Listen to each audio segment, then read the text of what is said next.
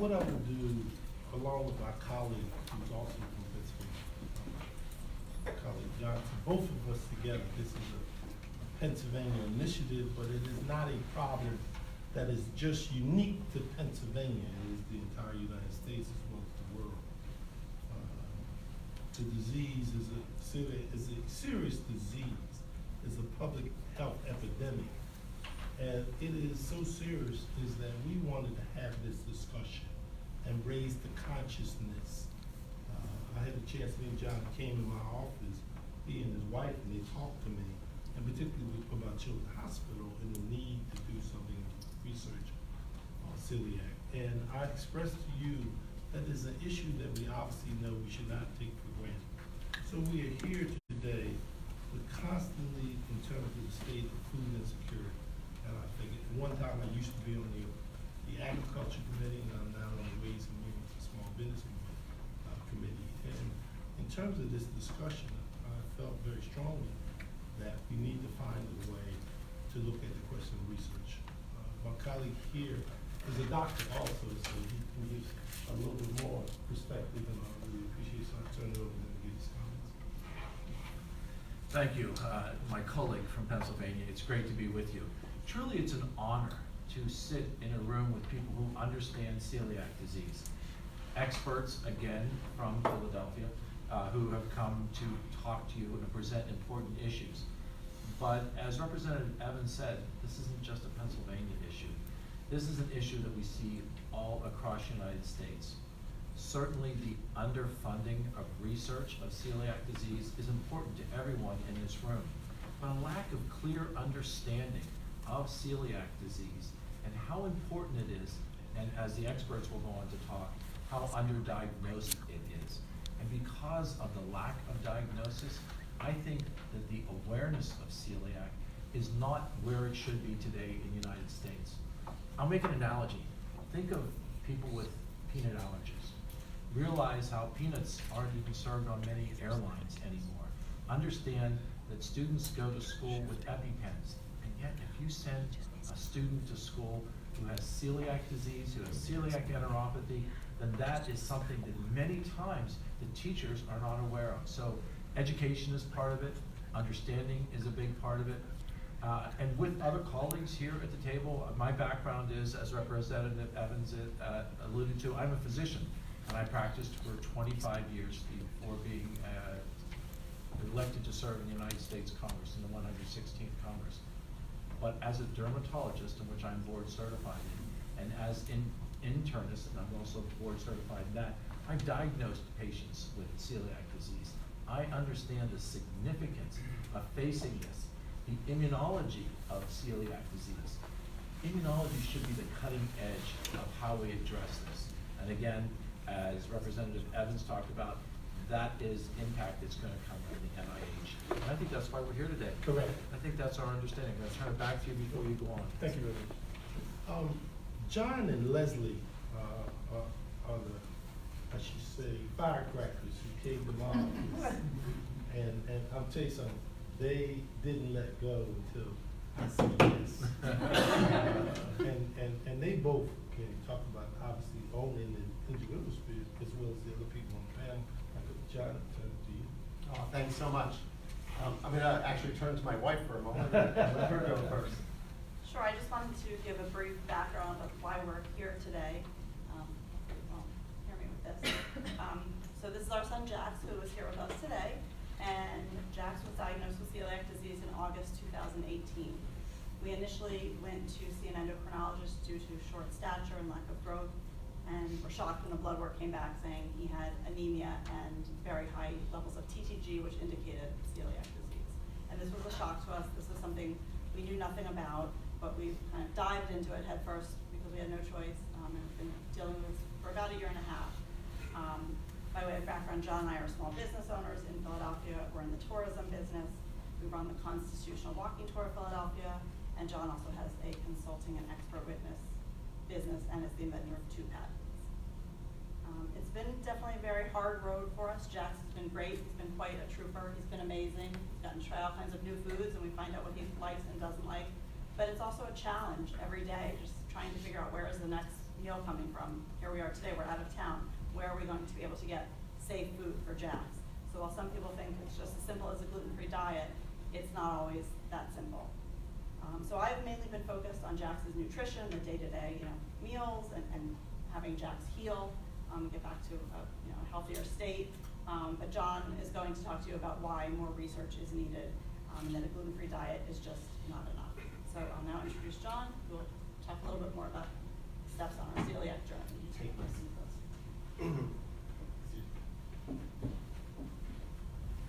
I'm just going to jump over here to the podium so I can run the computer.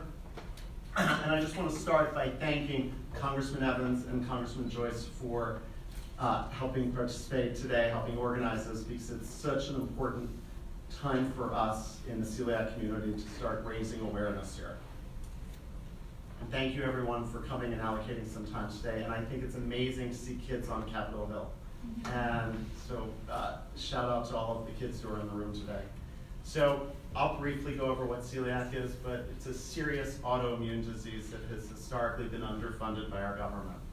It requires serious and sustained federal funding for medical research to find a cure, and even before a cure, some treatment options other than the gluten-free diet.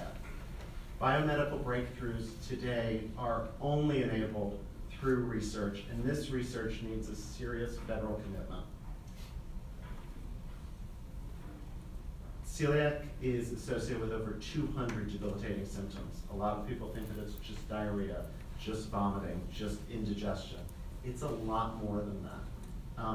In celiac patients, like those in the room, including my son, gluten, which is a protein found in wheat, barley, or rye, triggers an immune response where the body starts to attack itself, and the body attacks its small intestine. What happens as a result? It causes permanent immunological scarring. It doubles the risk of heart disease, and it acts as a carcinogen, quadrupling the risk of intestinal cancers. And if I get any of this medical part wrong, please I'll let the trained physicians up here correct me on that. How big is this? 3 million Americans have celiac disease, including my 6-year-old son. 1% of the population. Locally, there are 129,000 Pennsylvanians and 16,000 Philadelphians by estimate, enough to fill the Wells Fargo Center for a Sixers or Flyers game, have celiac disease. Researchers are finding that it's doubling every 15 years, thus a public health epidemic. The number of people with celiac is nearly double the people with Crohn's disease and ulcerative colitis combined, and nearly triple those with type 1 diabetes. This isn't to say one disease is more important than the other, or one disease deserves more funding or the other. It's just to give some relative proportion to the scope and seriousness of celiac disease. It's treated through a very restrictive gluten-free diet. But as respected researchers, including that at the University of Chicago, say, there's no such thing as truly a gluten-free diet because of the constant risk of cross-contact with gluten. Even a crumb can set off a cascade response in someone with celiac disease. There's no medicine to treat celiac disease today. If Jack's or any of the other celiacs in the room are exposed to gluten, there's nothing that can be done except let nature take its course and the immune system attacks its own body. There's no known cure. This is an important distinction, that to date, a gluten-free diet is all that's been available, but it's not all that's needed. It's a temporary, I'll emphasize that, means to treat it in the absence of something more holistic. The treatment burden. For those of us who are caretakers or those of us who have it, we've seen it, and that the gluten-free diet is perceived by patients to be second only to end-stage renal disease and comparable for a caretaker to caring for someone with cancer. That's an NIH study. Diagnosed patients report on average that they miss 23 days of school and work a year, impacting the healthcare utilization of scarce resources. We have the treatment burden of, as Leslie was saying, that we've got the continuous concern over healing of the intestine, proper nutrition, cross-contact, and something that's near and dear to us is inclusion, to be included in life's daily activities that involve food. Let's look at some history here, the modern history. 1887, that was the year. Grover Cleveland was president of the United States. Gustav Eiffel started the Eiffel Tower. We as Americans were celebrating the 100th anniversary of the United States Constitution. It was that same year in London that Dr. Samuel G. made the first ever modern definition of celiac that said, quote, if a patient can be cured at all, it must be by means of diet. It was 133 years ago. Fast forward, 1952, Harry Truman sat in the White House. The Korean War was being fought, and Jonas Salk was poised to develop the polio vaccine. It was that same year in 1952 that gluten was discovered as a trigger for celiac disease. That was 68 years ago. 68 years ago. And in that time, while some advances have been made, and I'll talk about the Herculean efforts of those involved in the celiac community, the one and only treatment option is still the same, a gluten-free diet, no exceptions. This impacts what's called a permanent state of food insecurity. The Universal Declaration of Human Rights, not just civil rights, but human rights, what we're born with. It's the right to adequate food, and that adequate food must be safe food, and that health and well-being are linked to one another. But for celiac patients and their caretakers, the risk of cross-contact is ever present with every bite, thus a permanent state of food insecurity. So I say the status quo is unacceptable. From 1887, when we said it must be by means of diet, and that it was discovered that gluten was a trigger for celiac, we can change, we can do better. So what's the call to action? The call to action is for Congress. The call to action is for the NIH to appropriate meaningful funding increases to celiac disease research and to treat it as a serious disease and not just as a diet. Looking at this historically, there's a great peer-reviewed journal piece from Harvard researchers, Chicago researchers, and it was published in the AGA. And from 2011 to 2015, celiac disease repeatedly received the lowest amount of NIH funding of all GI disorders, at approximately only $3 million per year. Celiac disease had the lowest number of NIH grants at approximately 8 grants per year. And quote, in conclusion, NIH funding of GI diseases is not proportional to disease prevalence or mortality. The data further suggests that a few diseases, including IBS and celiac, are underfunded in comparison to other diseases that have more vocal communities. This graphic is so telling. If you take a look at the far left above each year, you'll see the blue chart, and that's the celiac disease funding. If you look at the green line to the right of that, you'll see Crohn's disease. You'll see Barrett's, which is the teal line in there. Year after year after year, celiac disease does not receive enough funding, has not received enough funding. There's no correlation here between disease prevalence in terms of the percent of the population and the amount of funding that's associated with it. Celiac is resting right above the number 1 there at the bottom. And you can see Crohn's and, I'm not sure how to pronounce this, but oh no, Barrett's esophagitis. That receives considerably more funding. In 2015, NIH's budget was $30.4 billion, or $95 per person in the United States. Out of that, one penny went to celiac disease research. In other words, for the 3 million Americans who suffer from celiac disease, $1 went to celiac disease for each person afflicted with celiac. Not much has changed. In spite of a lower number of disease-specific mortalities, as well as many available and emerging treatment options, Crohn's disease, which is horrible, as a disease, it received 40 NIH grants, averaging $16 million per year from 2011 to 2015. In comparison, celiac received $3 million annually.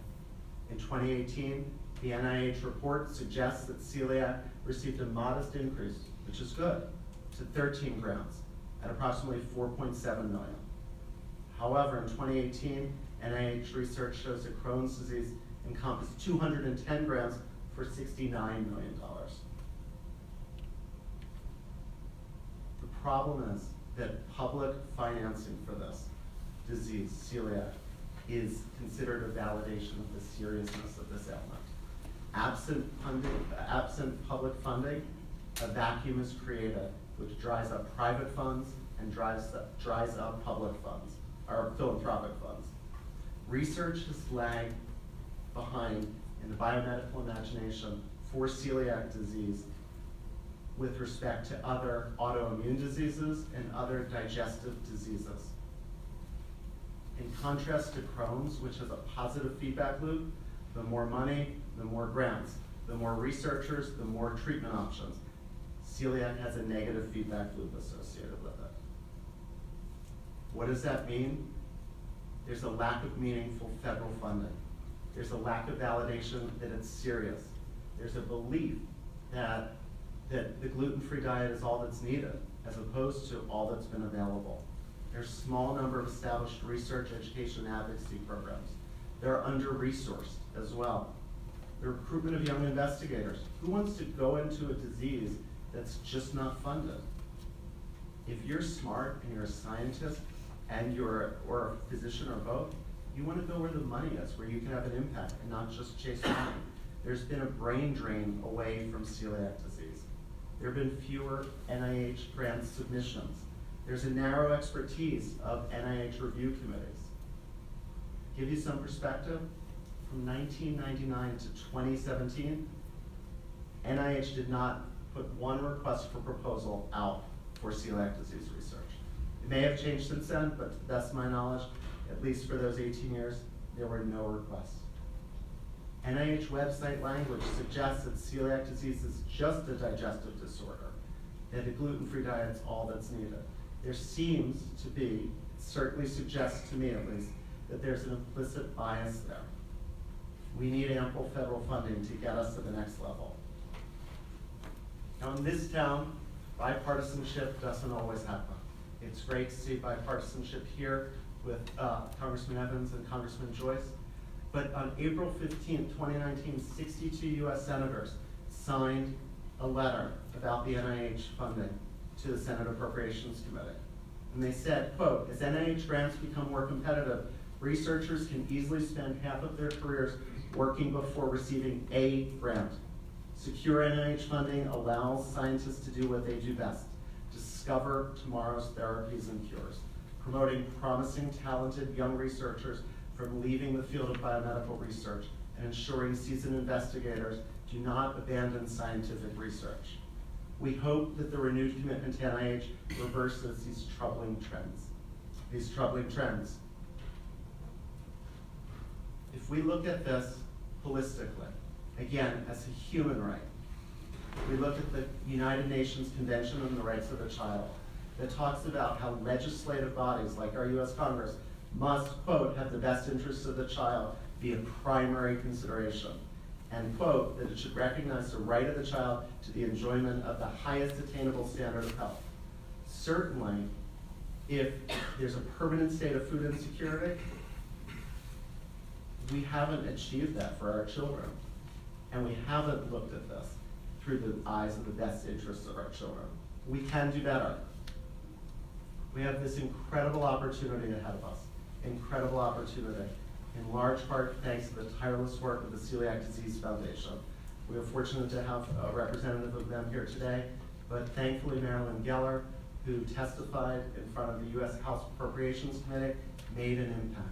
And her story on behalf of hundreds of patients with celiac disease fostered an agreement in the federal funding budget resolution that was signed on December 19th that the NIH must come back with a report to Congress, to the appropriations committees, on how they intend to handle celiac disease going forward.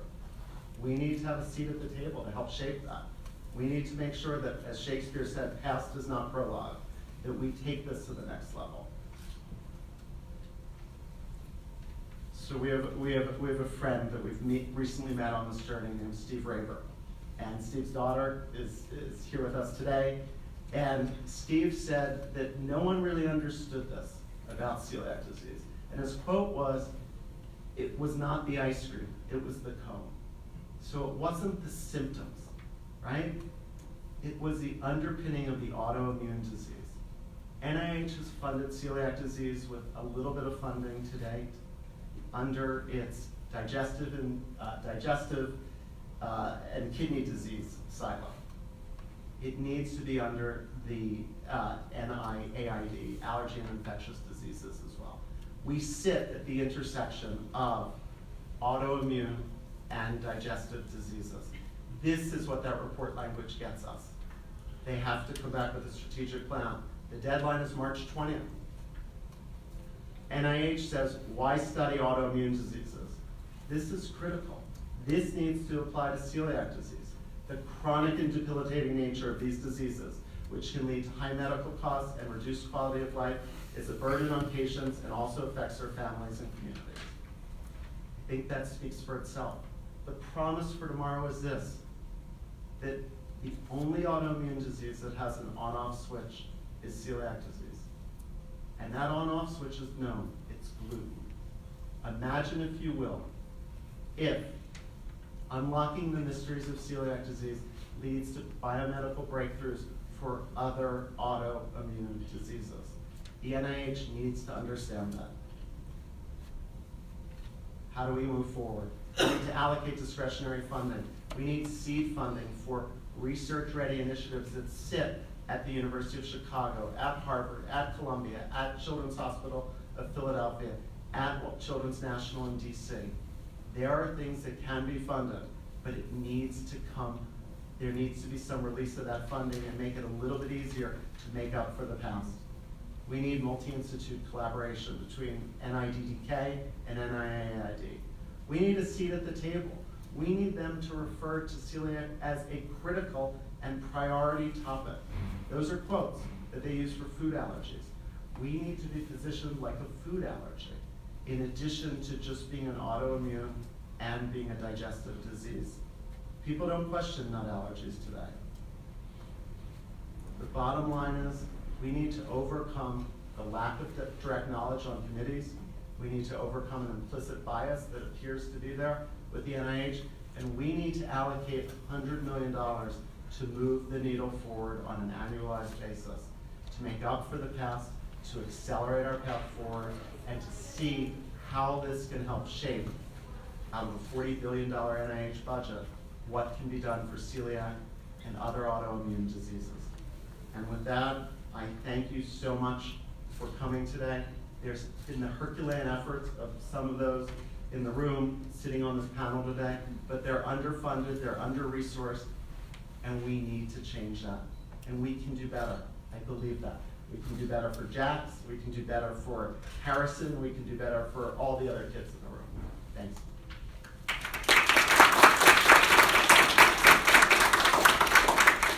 So I'm going to introduce Jax's treating physician, Arun Singh, who is the director of Children's Hospital of Philadelphia Celiac Disease Center, Center for Celiac Disease, which has treated Jax, and we've been working with and trying to change the research ecosystem. Come on up and let me figure out where your presentation is.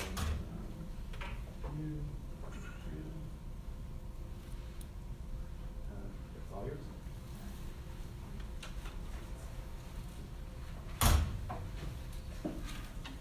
So I want to thank the congressman for the session and everyone for being here today, and the Bailey family for also helping organize this.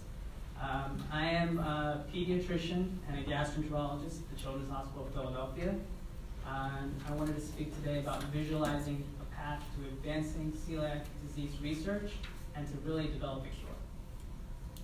So the magnitude of celiac disease is apparent, and we can see that in these numbers. Celiac disease affects over 3 million Americans. In the past 5 years, the Children's Hospital of Philadelphia has cared for 10,000 patients with celiac disease and gluten-related disorders.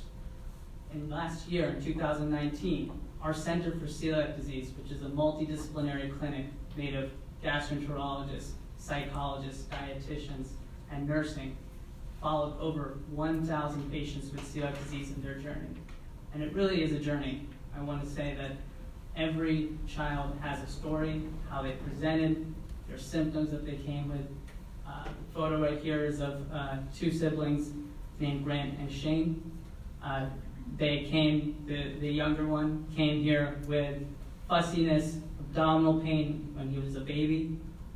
He had really hard time going to the bathroom, and really difficult constipation that led to an emergency where he suffered from rectal prolapse. Only then, when he was fortunate to get treatment and be seen afterwards by a gastroenterologist, he was diagnosed with celiac disease. And fortunately, he's doing better now. His brother was also diagnosed with celiac disease afterwards, which I wanted to emphasize that there's a higher risk in all relatives who have celiac disease, up to a 10% chance of you having celiac disease if your child or sibling has celiac. When we talk about the presentation of celiac and the journey that all these children suffer through, it can present in so many different ways. For children, it can be growth issues, failure to thrive, abdominal pain, bloating, and diarrhea.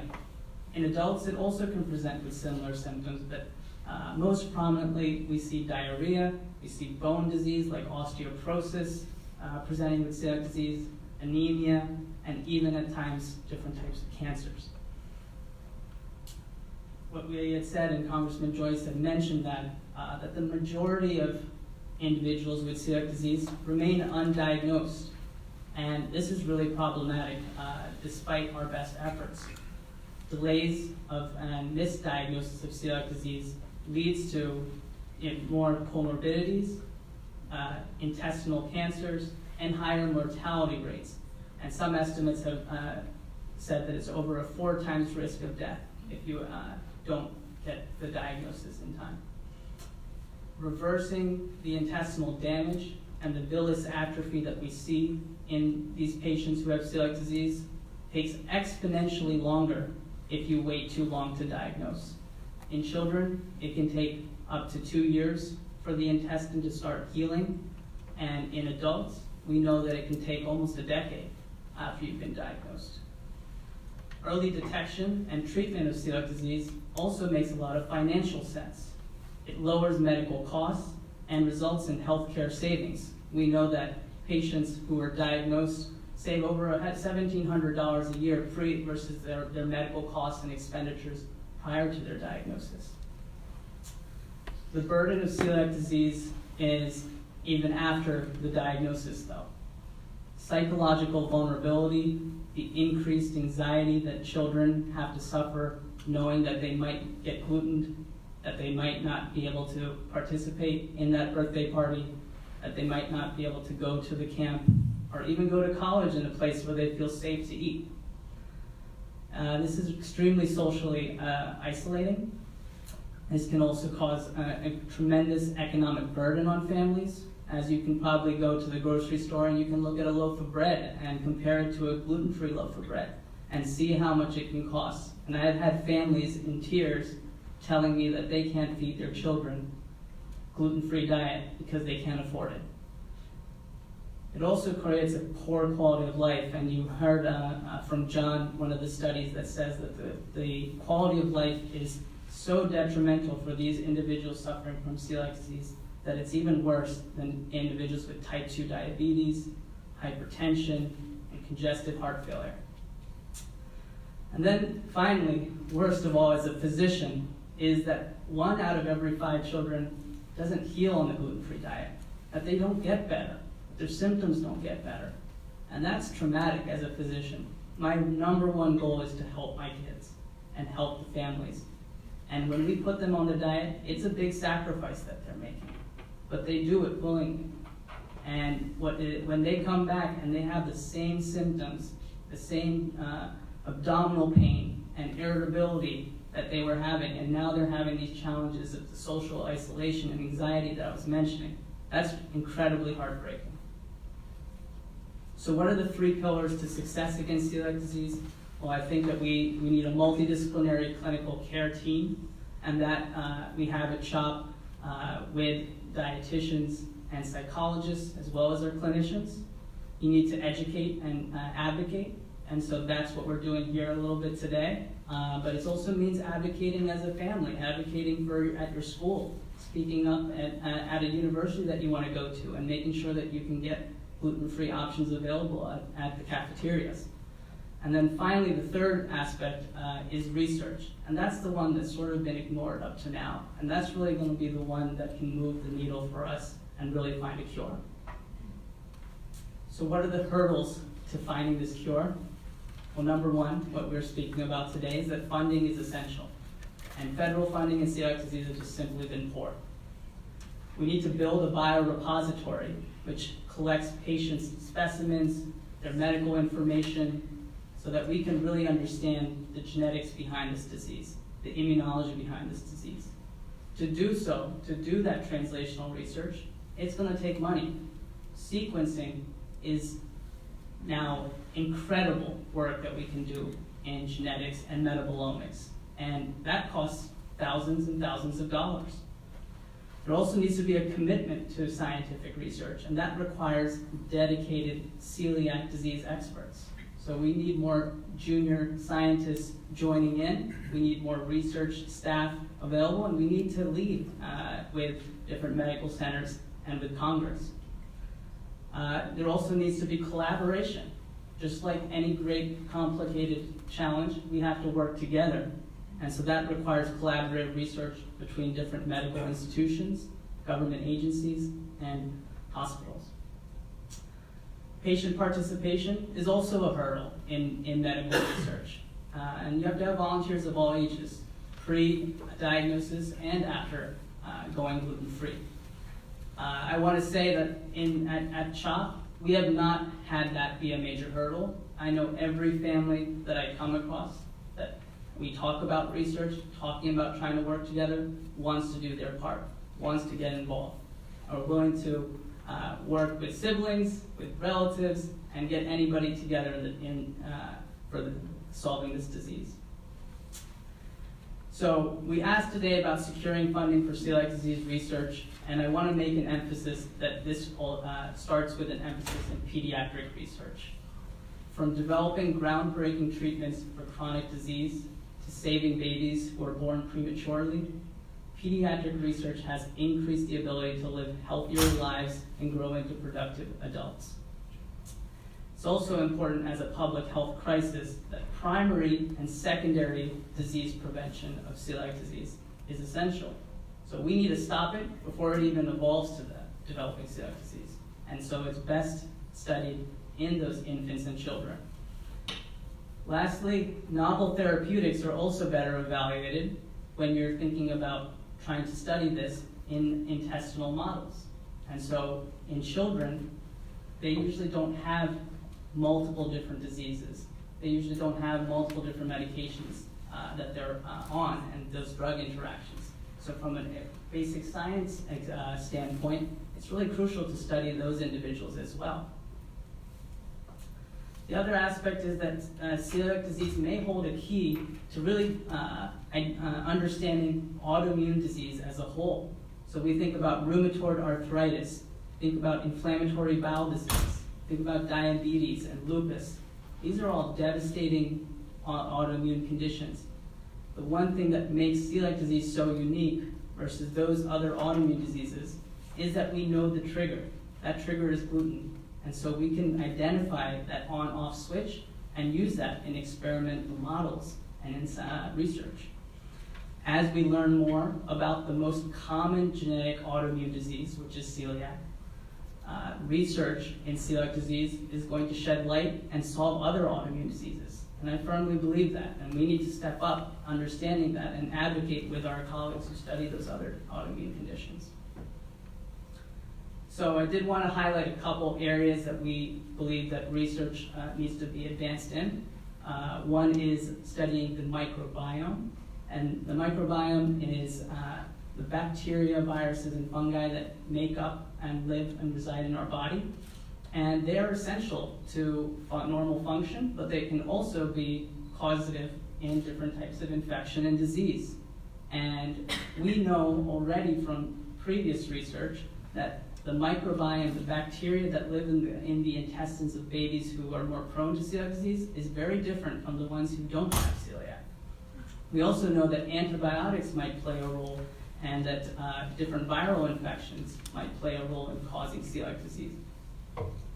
Finally, we also that celiac disease patients who previously, before being on a gluten-free diet, had a certain type of bacteria living in their intestinal neighborhoods, and then after going on a gluten-free diet, it totally changed and normalized.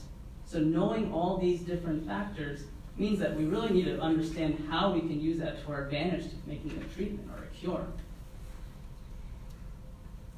The other aspect is different experimental models, and at CHOP we are doing studies in genetics and immunology using intestinal models, or mini guts. These intestinal models have the potential to identify the different signals that our cells are doing and sending, and if we can alter these immune cells and look at how they work with gluten exposure. This kind of immunotherapy is being done in cancer, and this is something that we need to replicate that success in celiac disease. So Children's Hospital of Philadelphia is one of the nation's largest recipients of NIH funding in children's hospitals. In 2019, our research institute spent over $360 million on research. Over 40% of that funding was in the form of federal research dollars. And so with this support, CHOP has made breakthroughs in treatment and innovation that changed lives in so many pediatric cancers and chronic diseases, which would not be possible. So I thank you for that. But it's time now that we do this in celiac disease too. So this is our path. We need to build a biorepository and get the brightest minds and dedicated celiac physician scientists across the country. We've got to work together, and that's going to require the pilot grants and federal funding dollars for celiac disease. And then we're going to do the research. We're going to get to work. We're going to do the drug trials that make it happen, and we're going to find a cure. And so I want to thank everybody for your support, and if you have any questions, happy to take them at the end. Thanks.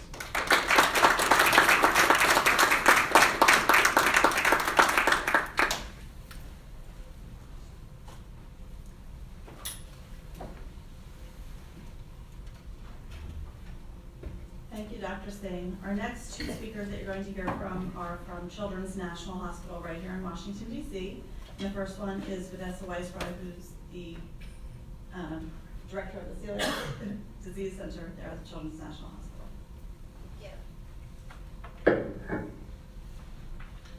Congressman Evans and Joyce, thank you so much for the opportunity to speak here today. I'm Vanessa Weisbrod, the Executive Director of the Celiac Disease Program at Children's National Hospital. I am speaking here today on behalf of Children's National and our over 2,000 active patient families living with celiac disease.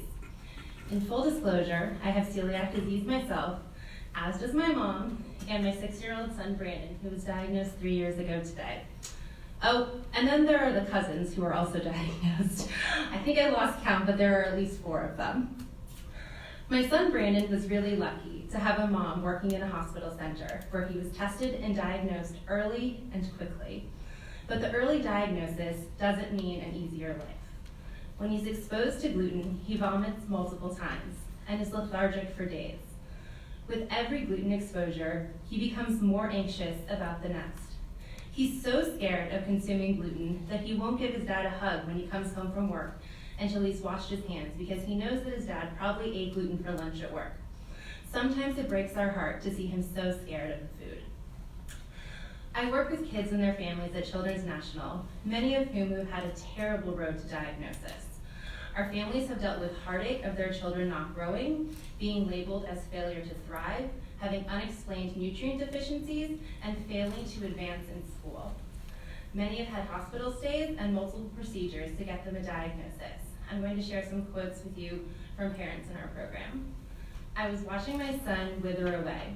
He was eating, but just kept losing weight.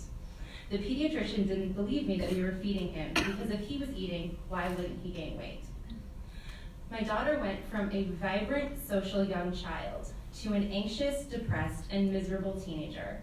We thought the celiac diagnosis would help her to get stronger, which it did at first, but then she became so obsessed with being exposed to gluten that she stopped living her life.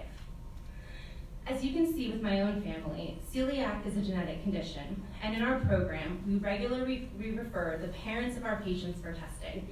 Here are some comments from parents of kids who were diagnosed with celiac disease. My mother died from colon cancer, and I thought I was dying too.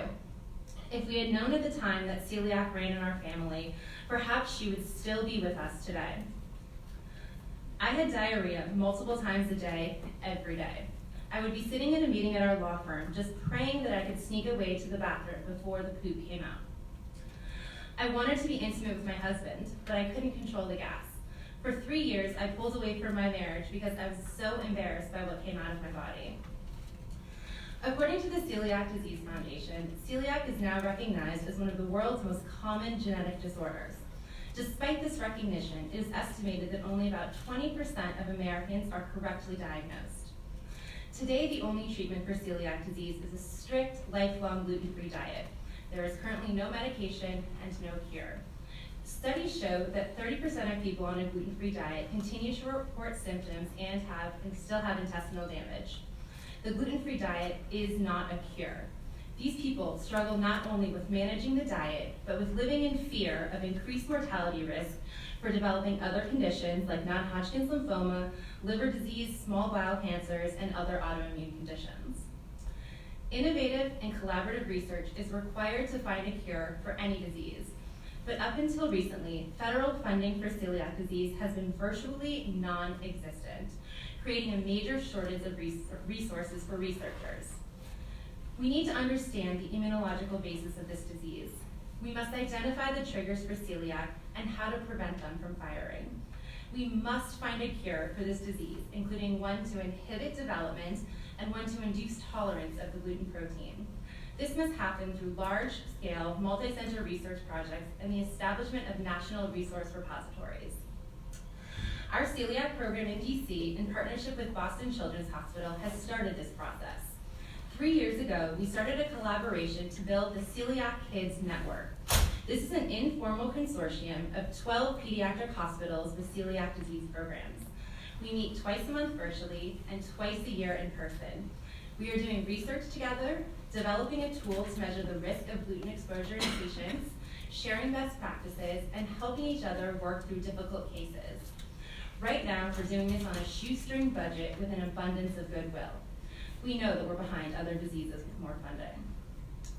Imagine what funding could do for a consortium of clinicians and researchers all working together to better the lives of patients with celiac disease. We dream of establishing a learning health system with a coordinated patient registry that is representative of all patients with celiac disease, no matter where in the country they live. A national biorepository of patient blood and tissue samples would enable our researchers from every medical discipline to join us in understanding how celiac disease affects kids. We could evaluate the biological and psychological outcomes of patients to look for interventions to improve their quality of life. The sky is the limit. But to do this, we need big funding to collect big data to make big differences. As the executive director of the celiac program at Children's National Hospital, I spend every day helping families navigate celiac disease and the gluten-free diet, working through challenges at home, at school, traveling, and just plain existing. Our patients and families deserve to exist with a beautiful quality of life that can only come through research that will help them better understand and manage this chronic autoimmune disease. I urge you to support funding for new research and to focus new efforts towards better understanding, causation, and ultimately a cure for celiac disease. Thank you so much for the opportunity to speak here today, and I'm happy to answer any questions.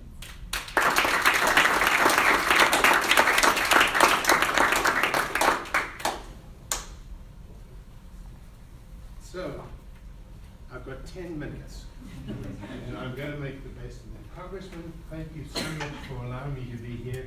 If you want to watch this presentation, you need to sit over there.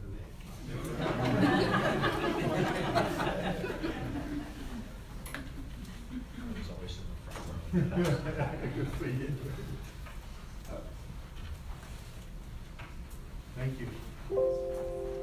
always cherished the idea of ordering congressmen around. It doesn't really come to me all that often.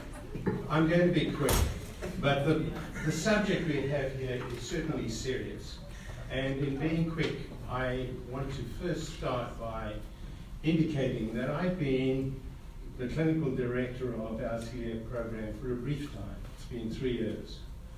I want to, at the outset, thank my predecessor, John Snyder, his wife's there, for having set up our multidisciplinary clinic, for having put in place what I believe is a true gift to the children in our area. And I thank you for allowing us to try and expand on that activity and bring to your attention some of the things that are so important.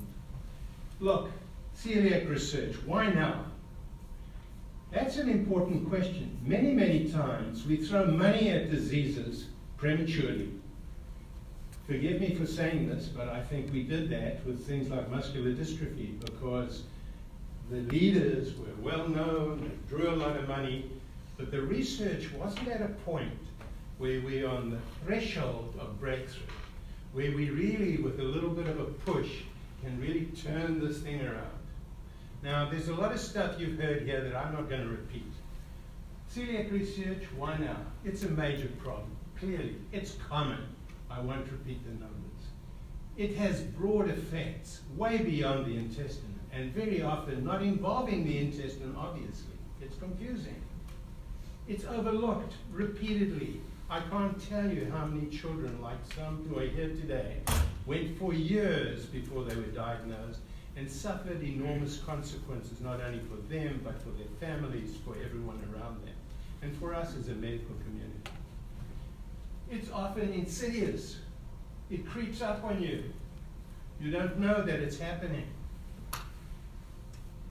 And we have limited treatment options. The gluten-free diet, which everyone has spoken about, is obscured by the gluten-free diet fad.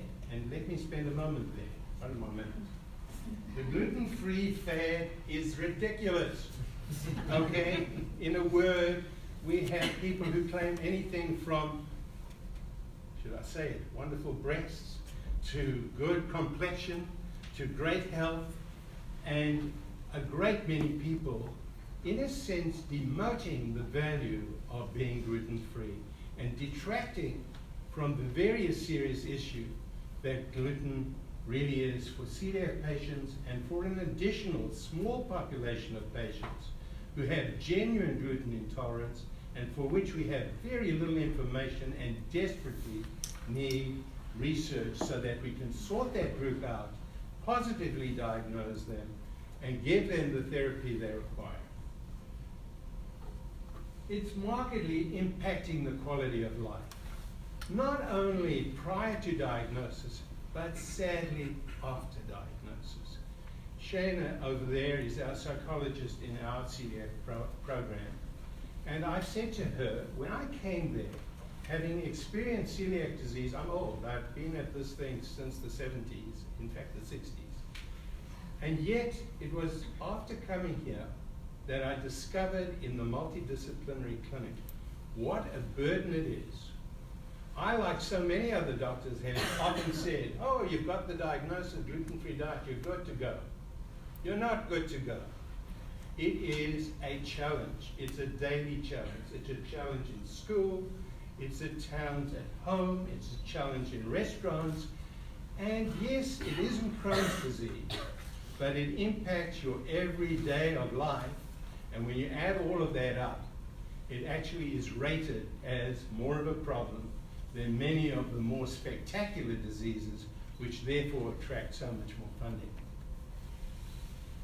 So here's something that was just published by the Mayo Clinic last month, and I thought it was a beautiful diagram, which puts on one side the benefits and on the other side the challenges of the gluten-free diet.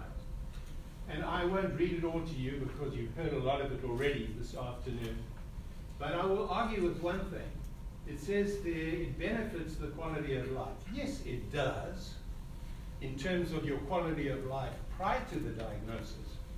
But your quality of life after diagnosis, unfortunately, still leaves a great deal to be desired, and we need to tackle So that stuff you heard, but has its time arrived? Is this the time now to make the breakthrough? So let me give you a little bit of history. It is ironic that it took the Second World War to help us discover what's going on in celiac disease. During the war, prior to the war, the mortality rate from this disease was 30%. During the war, it disappeared. After the war, after Operation Chowham, great name, in Holland, where tons of food was dropped down by the Americans into Holland, guess what? The disease reappeared.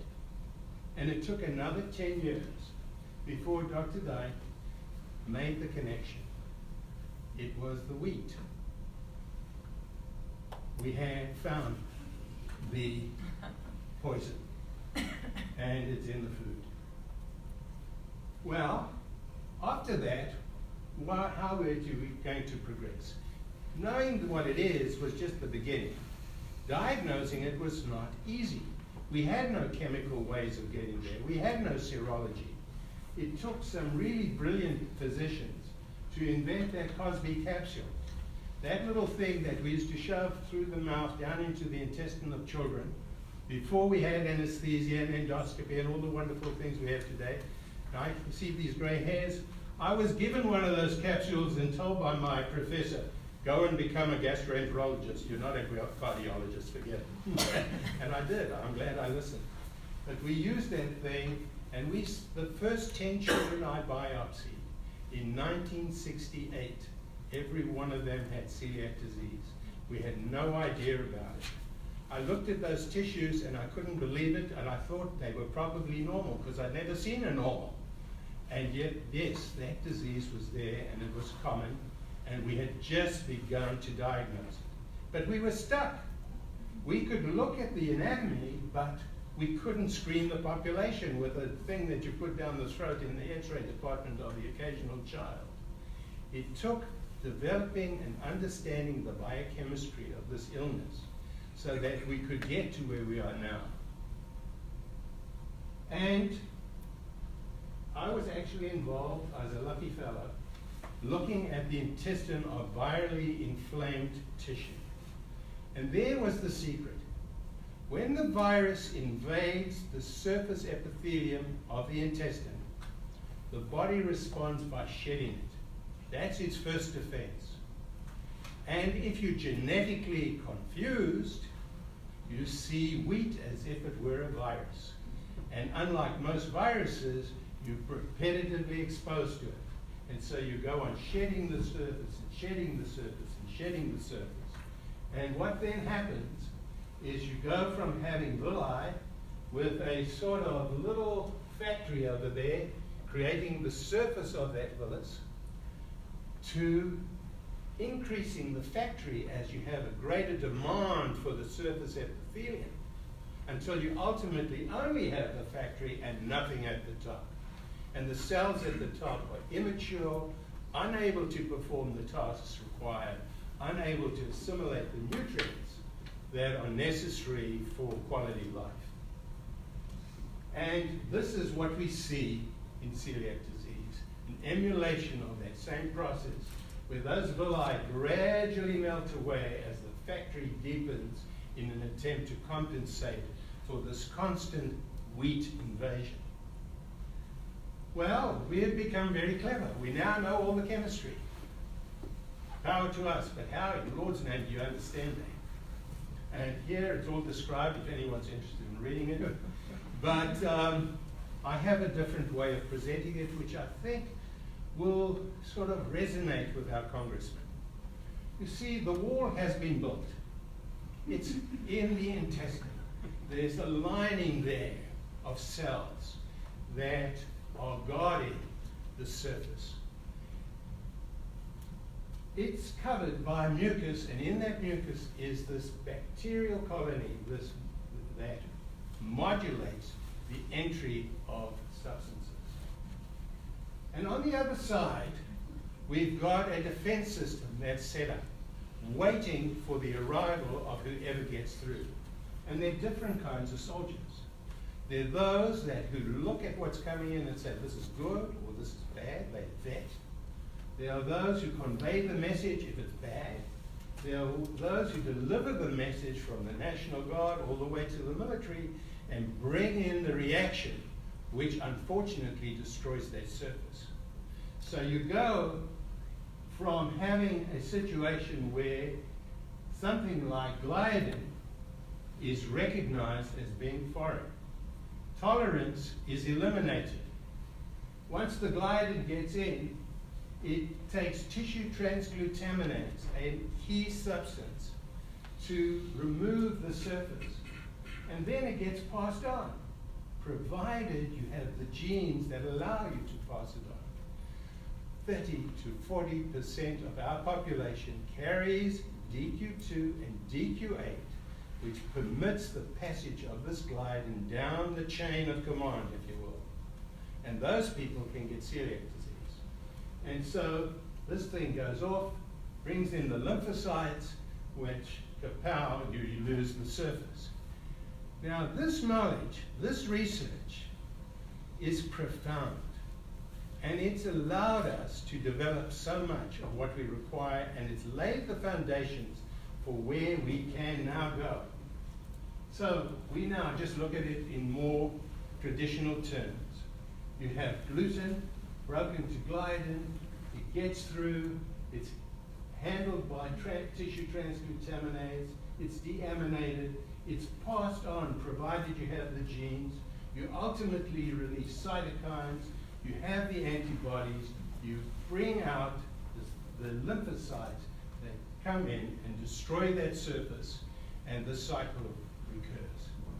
Now this is terrific stuff. This has already been achieved, and this lays the foundation for what we can now achieve.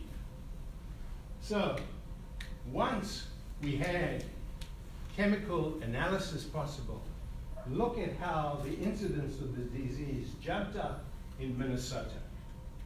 From going from a point where all you could do was biopsy the intestine to where you could start looking at tissue transglutaminase in women more than males, you have an explosion of diagnosis. And yet, we are still only diagnosing a minority of the cases.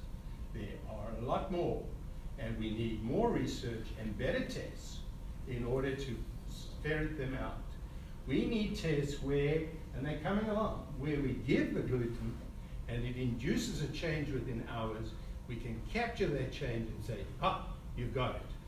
Right now, if you're on a gluten-free diet, it's almost impossible to sort out. And because of this ridiculous gluten-free fad, we've got everyone on this diet before we diagnosed it, and they come to us and say, sort it out, and it's impossible. But there's research that can be done there to sort it out. What are the implications for treatment? Now, I've been involved in inflammatory bowel disease, ulcerative colitis and Crohn's for a long time before I really turned to celiac disease as I'm doing now. And when I started in the 70s, we had 3 drugs. We had sulfasalazine, steroids, and antibiotics, period. Steroids worked, but they're a dreadful way to treat the disease. The complications are almost worse than the illness. And then in the 90s, we had a whole lot more, particularly 6-MP and methotrexate, which came from a better understanding of the immune process. And then for inflammatory bowel disease, like I've shown you for celiac disease, we began to lay out the immunological progression. We were able to show which cells were called upon to react to the mistake that is ulcerative colitis and Crohn's. The mistake there being a misinterpretation of the message from the bacteria in the colon to the immune system. A message which, instead of suppressing inflammation, enhances it. And once we understood that, you could begin to conceive of a lot more treatments. We could conceive of a receptor antagonist, a blocking antibody, a cytokine therapy, free radical salvage, adhesion molecules. All of these things are links within that inflammatory change. And guess what? Today, we've got those drugs. Research has brought them to us. We now have Remicade, Humira, Entyvio, Stelara. I can't pronounce you, Xeljanz or whatever. Okay, but these things are here now. Is there a parallel for celiac disease? Of course there is. We know the chain. We can break down gluten using enzymes. We can interrupt the immediate or delayed effect of gluten on cells lining the intestine. We can induce immune tolerance. We can prevent the enzyme working on and modifying gluten. We can interrupt the immune reactions. What does it take? That's the end of my talk. And you've said it better than I can. But it's going to take money, it's going to take support, it's going to take more than money, to be honest. It's going to take a whole attitude. But that attitude will be enhanced by money. That attitude will attract trainees into the celiac domain. That attitude will bring brilliant people to bring us the solution that we need. Thank you.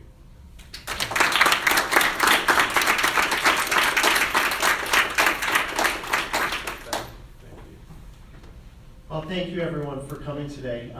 I know you've been patient throughout this, and I'd like to just open it up to questions at this point to ask of anyone on the panel, including the Congressman if they're willing.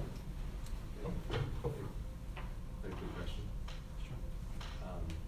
Can we bring a mic? Sure. It was just based on the last couple of slides we saw. When you referenced that I think I thought you said that there used to be steroids that were treatments, but the side effects were worse than from the steroids were worse than celiac. Which steroids, do you recall which steroids were used then previously? Well, you know, prednisone Yeah. is the steroid of note, and it's a phenomenally useful drug. Mm-hmm. Unfortunately, if you use it for any extended period of time, the downsides almost outweigh the benefits. And they range from emotional problems all the way through to physical changes and, you know, a compromise of the immune system, increased infection, etc., and growth issues. So obviously that was not good enough.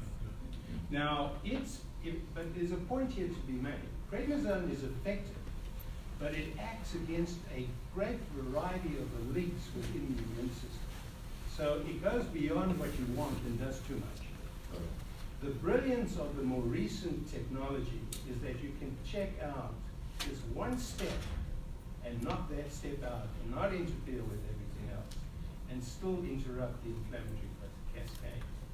Okay. That slide was about inflammatory bowel Yeah, I was disease, gonna not make that celiac. Yeah, I'm sorry, that slide's about the inflammatory bowel disease. What I'm sorry, my point in putting that slide up was to say if we look at inflammatory bowel disease and how it progressed over time from just having 3 drugs, we can look now at celiac disease and say we are more or less in celiac disease where we used to be in inflammatory bowel disease. And the fact that we have already elucidated the inflammatory cascade lays open to us enormous possibilities that we need to act on now. Anyone else?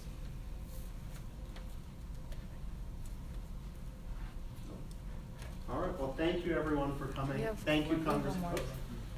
Sorry. I actually did have a question. I'm just curious about process and the process. I mean, this is my first time at a congressional briefing. I'm curious, what happens next? We have 2 congressmen who clearly we have their attention, which is awesome. Where does it go from there? Well, I guess I'll start by saying it takes a village, and it's a community, and I think it's contacting your congressmen, your senators, and the like, and I will let Congressman Evans speak. I think that John couldn't have summed it better. This is, where you start is not where you end. And that's what this is about. And I had the chance to meet with him and Leslie and Jack didn't come to that visit. We talked about doing something like this, raising the consciousness, bringing it into Washington. With Congressman Joyce, he just said to me, just let me know how you want to do it. And the way things are done around here is you raise the consciousness. And you can imagine there's a lot of competitiveness taking place. So you gotta raise that consciousness, and then you have to be relentless. As there are associations who've been here on the Hill, you have to stick with it. Nothing around here happens overnight. I don't have to tell you that. Just to get in here is a start. And as was said, you're a various congressperson, you're various senators, wherever you may be from, it's all about trying to organize and build upon. I think that the information has been fantastic. The whole presentation from A to Z has been great. One question I was asked, medical marijuana has been a huge discussion. Is any people thought in terms of medical marijuana playing a role? Well, you mean for the doctor or for the patient? Whatever way,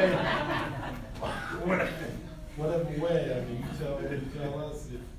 I don't believe so, not that I know of. Yeah, it's been, I mean, medical marijuana has been studied, has begun research in different types of inflammatory diseases and pain syndromes. And so there is evidence there as far as use of that in celiac disease and actually as a medical therapy that has, it's limited if any research has been done to date.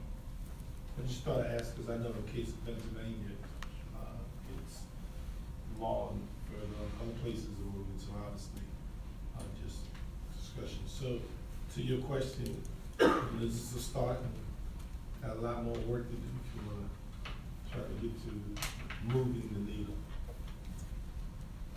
And I guess what I'll add to that is that through the congressional, through the budget that was signed into law, by March 20th, NIH has to issue a report on this. So to speak to your local congressmen, your senators, to ask them to put in your thoughts, and going forward, there should be line items associated with celiac disease along the lines of what other diseases that are more well-funded receive. And it's incredible how every year certain diseases get more funding than others, and it's because there are vocal people who ask for that. And I think it's time to allocate $100 million to celiac disease research on an annualized basis. Anyone else? All right, well, thank you so much for joining us today. Thank you, Congressman Evans, and thank you to everyone on the panel who participated today. I think that we as a community can make a difference, but it's up to each and every one of us to try and do something to elevate awareness and get the funding that we need to solve this. Thank you. And last, we will post everything to celiacjourney.com. So if you go online to Celiac Journey, you will have everything there. Thank you. So it was an excellent job. Can you, whenever you get a chance, just reach out.